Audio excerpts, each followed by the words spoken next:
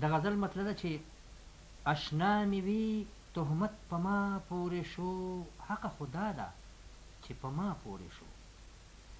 او د رنځ علاج په طبیبانو نشو، پاتې امید مې یو پتا پورې شو، بیا پتنګان در نه چاپېر شول ګلې، محفل د ګرم تر سبا پورې شو، او په ګوټ شراب چې د کافر کړمه زه، په ګوټ شراب چې د کافر کړمه زه، ور د توبې ګنې ملا پورې شو، اول خو غم و د محشر را سره، او تا د غصې نه تندې ګونجې کړلو، تا د غصې نه تندې ګونجې کړلو، دلته پې نوم د یو ادا پورې شو. د بل غزل مطلب ده چې اول جفا و بیا وفا شوه جوړې،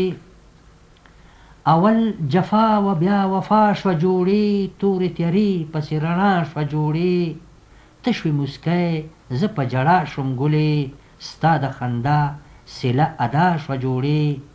چې شوه مسکی او مخې واړولو، یو ځای وفا سره جفا شوه جوړې، شمه بلیږي پتنګان ترې لاړل،